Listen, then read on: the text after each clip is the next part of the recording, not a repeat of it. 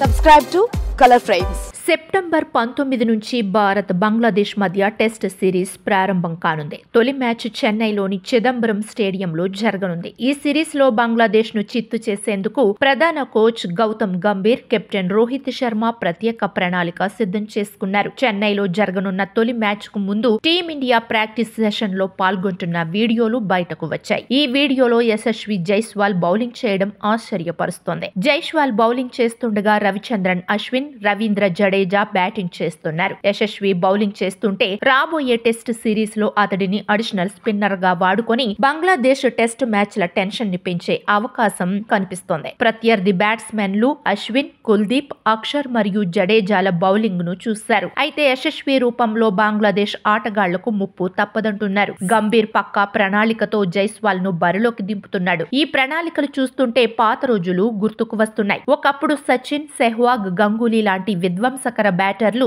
Bowling తోనూ ఆకట్టుకున్నారు. Bat తో బౌలర్లకు చుక్కలు చూపించే సెహ్వాగ్ వికెట్లు పడగొట్టి అప్పట్లో సంచలనంగా మారాడు. కాలక్రమేణా బ్యాటర్లుగా, బౌలర్లుగా విడిపోయారు. ఆటగాళ్ల పనిభారం, నిర్వహణపై ప్రత్యేక శ్రద్ధ పెట్టారు. ఫలితంగా బ్యాట్స్మెన్ బౌలింగ్ చేయడం చాలా అరుదుగా మారింది. అయితే గౌతమ్ గంభీర్ టీమిండియా ప్రధాన కోచ్ పదవిని స్వీకరించినప్పటి నుండి బ్యాట్స్మెన్లతో కూడా బౌలింగ్ చేయిస్తున్నాడు. శ్రీలంకతో జరిగిన పరిమిత ఓవర్ల సిరీస్ లో రింకు సింగ్, సూర్యకుమార్ యాదవ్ ల బౌలింగ్ తో ఆకట్టుకున్నారు. సో బంగ్లాదేశ్ పై కూడా గంభీర్ బ్యాటర్లను రంగంలోకి దించుతున్నాడు. వీడియో మీకు నచ్చినట్లయితే ప్లీజ్ లైక్ చేయండి, షేర్ చేయండి, కామెంట్ చేయండి.